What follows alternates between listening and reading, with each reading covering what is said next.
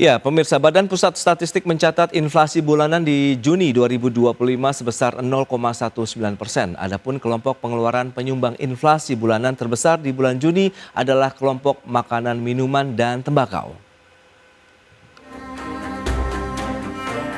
Badan Pusat Statistik mencatat inflasi bulanan pada Juni 2025 sebesar 0,19%. Yang ditandai dengan kenaikan indeks harga konsumen dari sebesar 108,07%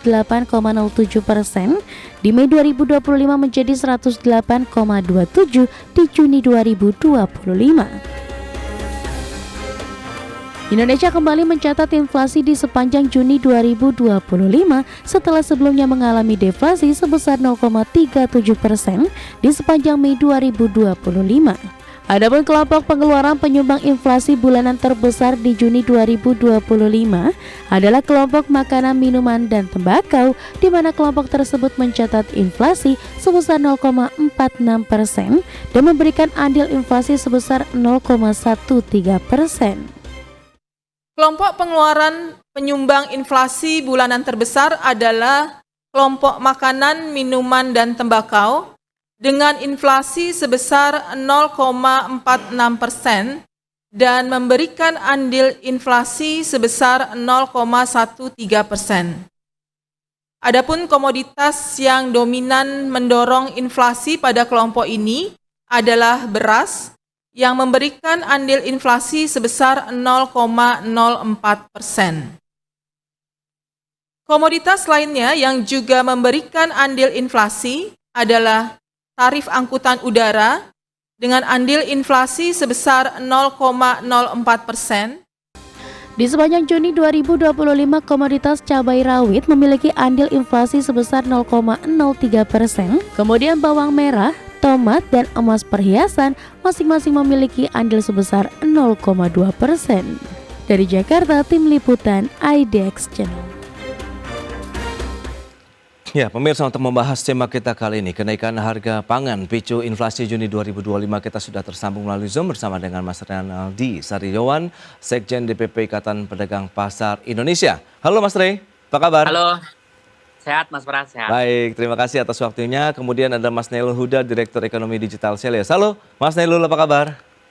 Halo Mas Pras, alhamdulillah sehat. Baik, terima kasih juga atas waktu yang disempatkan. Sebelum membahas lebih jauh, seperti biasa, kita akan review terlebih dahulu dari Mas Nailul nih terhadap pergerakan IHK sejak awal tahun sampai dengan Juni tahun 2025 ini seperti apa sih reviewnya? Silakan.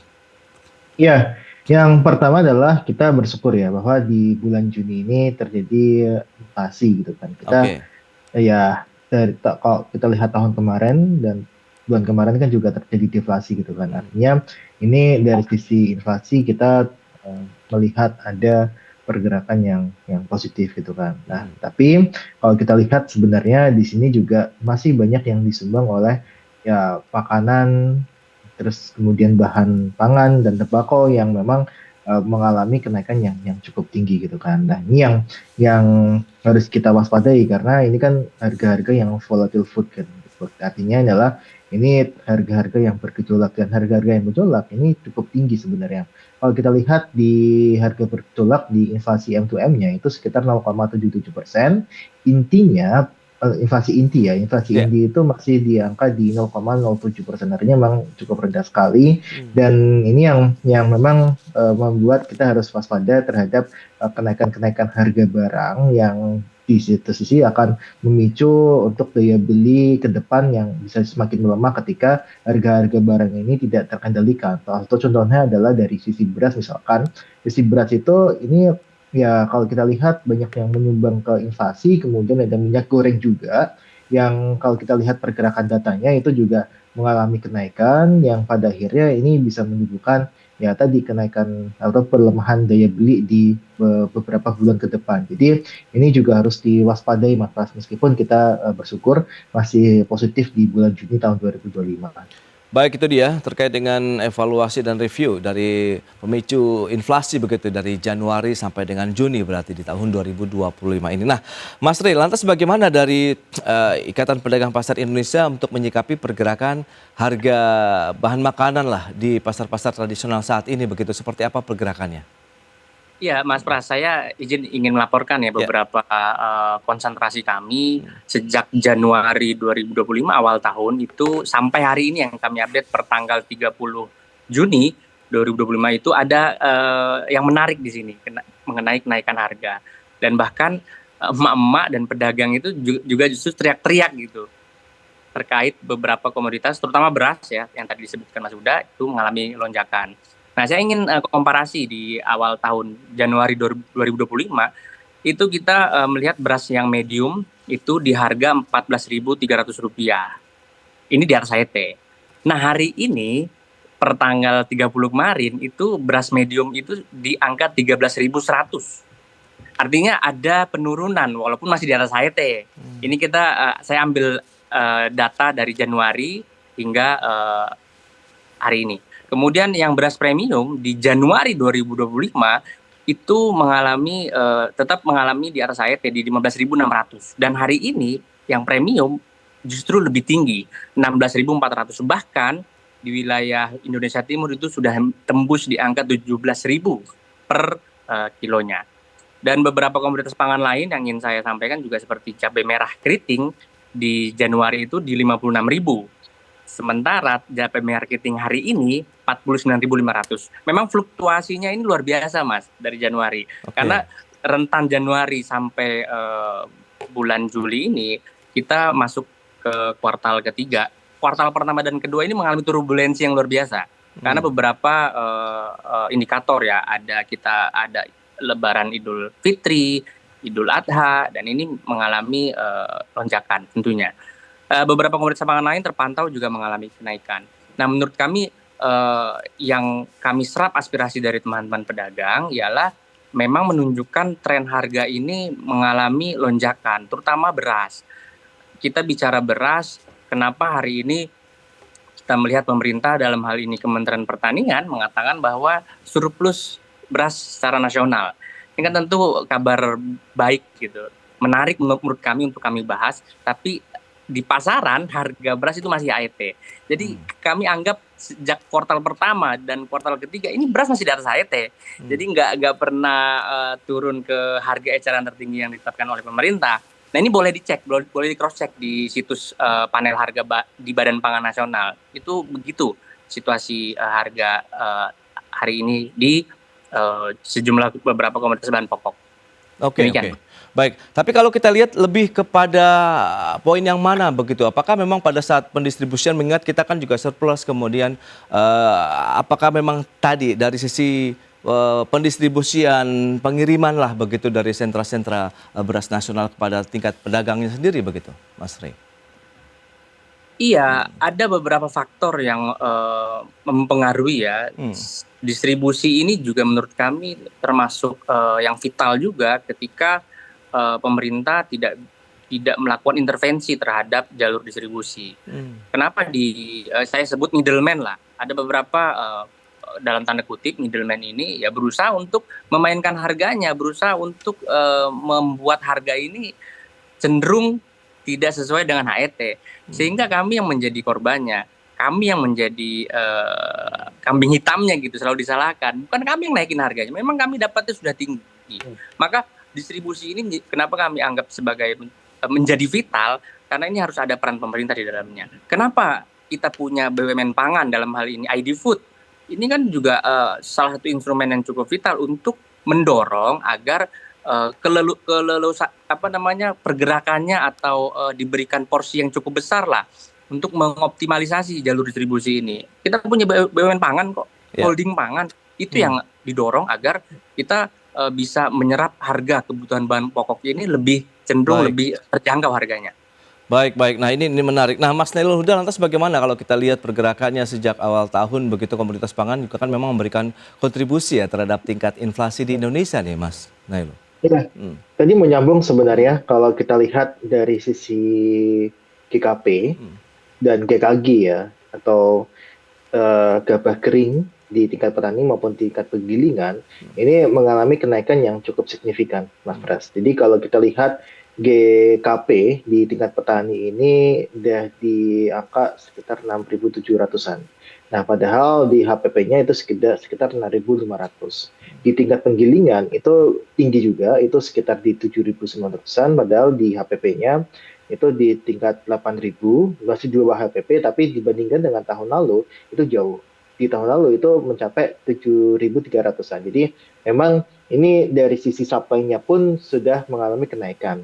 Nah, apakah ini pertanda bahwa ya tidak ada intervensi dan sebagainya? Sebenarnya pemerintah juga mengadakan intervensi dari sisi SPHP. Nah, namun memang masih cukup kurang gitu kan. Karena apa? Karena kalau kita lihat SPHP ini, kalau kita lihat dari datanya ya, itu memang dijualnya memang sesuai dengan HET-nya kan. Nah, tapi satu sisi tidak semuanya kan beras itu kan juga SPHP kan, tapi ada beras medium, beras premium, bahkan itu yang memang harganya lebih tinggi dibandingkan dengan SPHP. Jadi ini kalau menurut saya dari sisi pasokannya pun sudah lebih mahal gitu kan. Artinya dari sisi yang didapatkan oleh pedagang itu lebih tinggi gitu. Nah, ini yang kita lihat terjadi gitu. Artinya ini ada masalah di hulunya, Mas Pras. Makanya ini saya apakah memang dari sisi bahan bakunya seperti pupuk, seperti benih dan sebagainya yang mengalami kenaikan, ini tentu harus di cross check oleh Bulog. Apa sih yang menyebabkan harga di tingkat penggilingan ini ataupun gabah kering aja sudah mahal gitu kan. Nah, kalau Baik.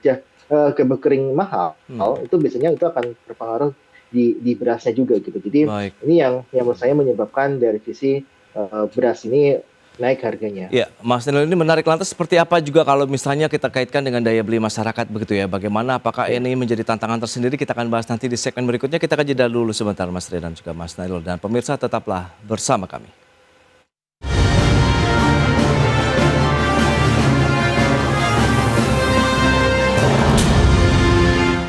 Ya, terima kasih Anda masih bergabung bersama kami dalam Market Review, pemirsa. Dan berikut ini kami sampaikan seperti apa pergerakan inflasi bulanan di tahun 2025 ini dari Januari sampai dengan Juni 2025. Itu dia fluktuasinya, sempat memang tertinggi di bulan Maret 1,65%, kemudian cenderung turun. April dan Mei terjadi deflasi, dan Juni kembali lagi mengalami inflasi 0,19%. Dan tahunannya kita lihat trennya naik. Sempat Februari deflasi, terus naik ke 1,95% di bulan April, turun sedikit 1,6%, dan di Juni naik lagi 1,87% secara tahunan. Berikutnya komoditas penyumbang utama inflasi ataupun andi inflasinya, ada tarif pesawat, kemudian beras, cabai rawit, bawang merah, dan tomat. Itu dia beberapa komoditas penyumbang utama inflasi. Baik, kita akan lanjutkan kembali perbincangan bersama dengan Mas Nailul Huda, kemudian juga Mas Rinaldi Sarijawan. Ya, dengan beberapa informasi tadi yang sudah disampaikan, ini kaitannya menarik dengan daya beli masyarakat begitu ya, memang masih menjadi concern juga dari pemerintah. Sementara kita tahu ya memang bahan pangan ini menyumbang salah satu inflasi di bulan Juni, meskipun masih on the track begitu ya Mas Nailul. Anda melihat bagaimana supaya bisa seimbang lah antara kebijakan untuk bisa mendorong lagi daya beli masyarakat sambil pemerintah juga menjaga dari harga bahan pangan sendiri di masyarakat yang tetap terjangkau.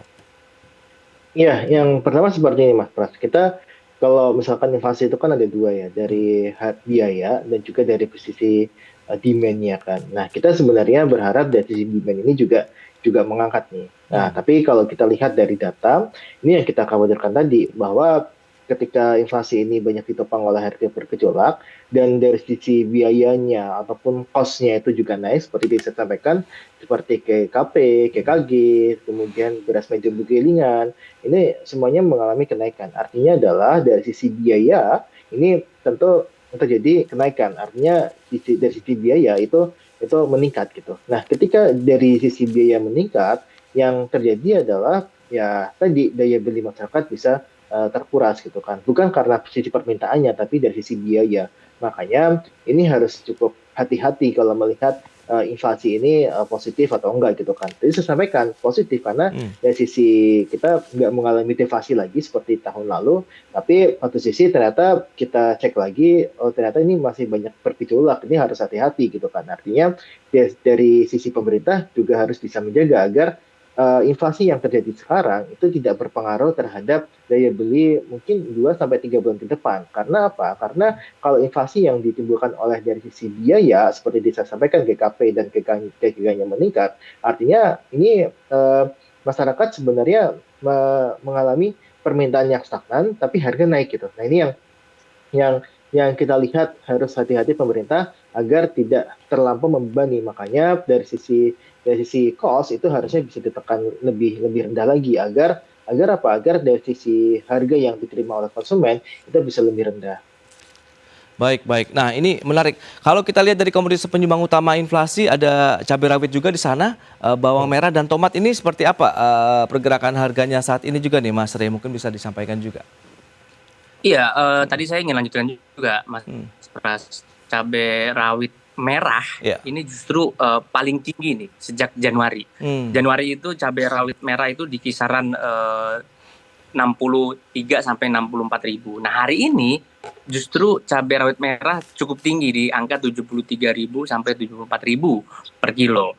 Kemudian bawang merah juga tadi sempat menembus di angka 41 sampai 42.000. Nah, memang kami lihat beberapa komoditas pangan ini yang terpantau naik harganya, ini di pasar itu tentu tetap diserap oleh rumah tangga. Namun ya itu tadi menyerapnya juga dengan kondisi yang terbatas, dengan finansial yang terbatas yang tadi disampaikan Mas Huda, bahwa memang untuk memasok rumah tangga itu wajib, penting gitu kan.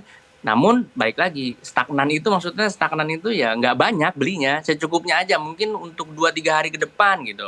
Nah maka ini harus hati-hati. Hati-hatinya ialah untuk menjaga ritme inflasi ini kepada kepada hal yang positif, tentu harus diperhatikan beberapa instrumen yang tadi didiskusikan oleh Mas Huda. Di hulunya tentu harus ada perbaikan.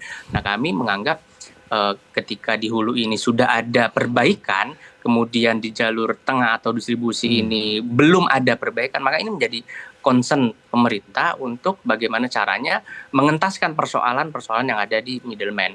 Nah saya kira mengenai gabah kering dan lain sebagainya ini tentu harganya tinggi, Mas Huda, karena untuk jadi beras saja harus 2 kali lipat harganya dari gabah yang tadi dijelaskan oleh Mas Huda. Tentu harganya akan di atas HET. Maka dari hulu ketika panennya surplus, tentu harus ada treatment khusus dari pemerintah, sehingga tidak menjadi momok dan masalah ketika masuk ke proses selanjutnya, yaitu di pendistribusian. Nah, apalagi nanti masuk ke hilir, yaitu kami di pedagang, yang tentunya akan beririsan langsung dengan konsumen. Demikian. Baik. Ya ini menarik. Lantas bagaimana upaya-upaya pemerintah, kemudian para stakeholder untuk menjaga laju inflasi ini tetap terjaga, Mas Nailul? Iya, kalau kita lihat sebenarnya ini pemerintah kan kemarin sudah klaim bahwa di stok di Bulog itu sudah mencapai 4 juta gitu kan. Nah, makanya sebenarnya ini yang harus dilakukan adalah dengan operasi pasar dan sebagainya. Karena apa? Karena kalau kita lihat sebenarnya ini operasi pasar ini efektif untuk bisa menurunkan dari sisi harga beras. Tapi memang ini kalau beras SPHP nampaknya tidak masalah, tapi kalau kita lihat harusnya juga penetrasinya harus lebih luas lagi gitu kan. Artinya bukan hanya ke masyarakat yang memang mendapatkan SPHP, tapi juga mereka bermain di sisi beras medium ataupun sisi beras premium agar harga-harga yang di beras medium itu, terutama di mediumnya itu bisa kembali ke zona HET gitu kan. Nah ini yang kita lihat harusnya bisa dilakukan oleh pemerintah gitu kan. Nah terkait dengan yang lainnya seperti minyak goreng dan sebagainya, ini minyak goreng ini memang tadi kita banyak bahas beras ya, tapi saya rasa minyak goreng ini cukup signifikan nih Mas, karena kalau kita lihat harga rata-rata di Juli saja sampai 2 hari ini itu sekitar 20.643, sedangkan di tahun 2024 itu cuma sekitar 18.000. Nah artinya adalah ini kenaikannya cuma 2.000, artinya 10% gitu kan. Nah ini yang harus diwaspadai juga, karena apa? Karena ini jangan sampai kejadian seperti yang beberapa tahun silam bahwa minyak goreng mahal, langka dan sebagainya. Dan ini yang pasti ini akan merugikan masyarakat gitu kan. Nah, artinya ini pemerintah harus aware terhadap pergerakan harga ini dari minyak goreng, beras dan sebagainya, harus mencari solusi yang tepat gitu kan. Dengan apa? Salah satunya tadi dengan cara operasi pasar dan sebagainya. Baik, itu dia. Mas Pras, saya ingin menanggapi Mas Huda. Saya kami sebenarnya kurang sependapat ketika ada operasi pasar. Ini yang justru mematikan mata dagangan atau mata pencarian kami di pasar. Kenapa kami ingin menyebutnya sebagai operasi pengendalian harga saja, bukan operasi pasar? Operasi pasar selalu dilakukan, namun harganya tetap di atas HET. Maka yang paling tepat dilakukan pemerintah adalah operasi pengendalian harga. Di mana contoh minyak goreng yang tadi Mas sudah sebutkan. Minyak goreng itu tentu diberikan porsi yang besar kepada BUMN pangan, holding pangan. Mereka yang mengatur, mereka yang mendistribusikan kepada sentra-sentra atau pasar-pasar tradisional. Mungkin retail juga diberikan porsi. Namun yang lebih besar adalah porsi di pasar tradisional. Ketika harga minyak, contoh minyak kita ya, minyak kita hari ini nggak ada yang di HET, Mas. Di atas HET semua. Yang curah pun hari ini saya ingin update itu sudah 20.000 per kilo. Sehingga kalau operasi pengendalian harga di mana diberikan porsi dan tupoksi yang jelas dari holding pangan kepada masyarakat kita, saya kira ini akan jauh lebih efektif. Jadi treatment mengenai operasi pasar, saya kurang sependapat Mas Huda. Kalau kita bicara operasi pengendalian harga, ini lebih tepat. Yes, ya betul. Itu dia. Yang paling utama adalah bagaimana tetap menjaga harga bahan pangan ataupun komoditas-komoditas lain yang memicu inflasi ini tetap terkendali dan tetap terjaga begitu ya, sehingga tadi di satu sisi juga terjangkau di masyarakat, kemudian juga tidak ada lagi mungkin masyarakat yang mungkin terbebani juga ya dengan adanya fluktuasi dari pergerakan bahan pangan sendiri di masyarakat. Baik, Mas Nailul, Mas Ray, terima kasih banyak atas informasi, update dan juga insight yang sudah diberikan kepada pemirsa pada hari ini. Selamat melanjutkan aktivitas Anda kembali, salam sehat, sampai berjumpa kembali. Ya. Mas Pras. Baik pemirsa, 1 jam sudah saya menemani Anda dalam Market Review dan perbaharui terus informasi Anda hanya di IDX Channel, your trustworthy and comprehensive investment reference. Karena urusan masa depan harus terdepan, aku investor saham. Ya, saya Prasetyo Wibowo beserta seluruh kerabat kerja yang bertugas pamit undur diri. Terima kasih, sampai jumpa.